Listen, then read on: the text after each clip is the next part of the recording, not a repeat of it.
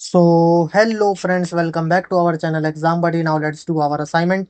Introduction to Operating System Week 5th Assignment 5th. So the first question is the data structure best suitable for implementing round robin scheduling is. So these are the options: stack, queue, list, array. So the answer of our first question is B, queue. Now the second question is what does turnaround time means?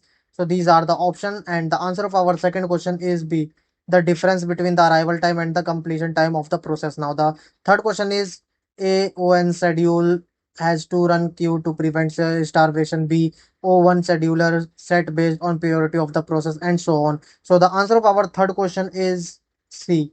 Now the fourth question is preemption is. So these are the option and the answer of our fourth question is A, forced delocation of the CPU from a program which is executing on the CPU. Now the fifth question is which of the following scheduling algorithm is not primitive? So these are the option and the answer of our fifth question is A, first come, first serve. Now the sixth question is state if the following statement is true or false. A system can have more than one scheduling algorithm at a time. So these are the option true and false. So the answer of our sixth question is A, true. Now the seventh question is shortest remaining time first algorithm is not practical.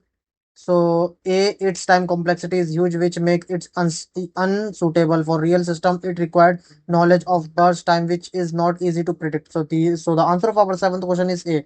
Both are true. Now the eighth question is we have given P number P1, P2, P3 arrival time and burst time, and we have to answer the following question 8 and 9. What is the schedule length of the following process used FCFS scheduling? मतलब means first come first serve. So 8D. 20. Now the ninth question is with respect to the table given above, which of the following is false? So these are the option and the answer of our ninth question is D, none of these. Now the 10th question is consider a set process A, B, C, D arriving in the same order at time 0 in the ready queue. Their burst time are 4, 1, 8, 1 respectively using round robin scheduling with time slice of 1 unit. What is the time at which processor completes execution? So these are the option and the answer of our 10th question is C, 9. Now the 11th question is consider three process P1, P2 and P3 with arrival time 013 and burst time 654 respectively. What is the order of completion in SJF and RR round robin scheduling with time slice of 2 unit? So these are the option and the answer of our 11th question is D.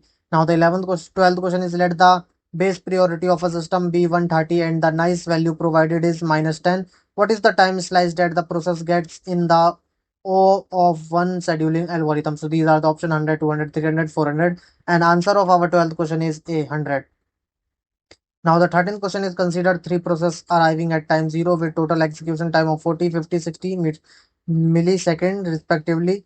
Each process spend the first 40% of execution time doing input output operation and the next 60% time for computation.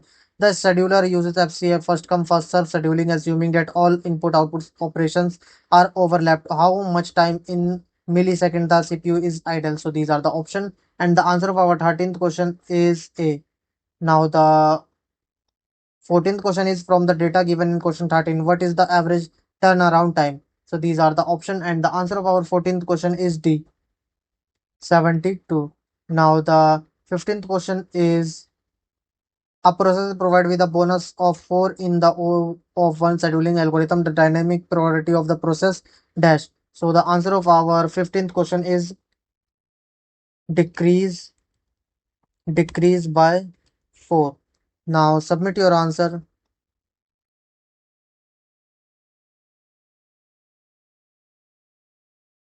Thank you friends for watching this video.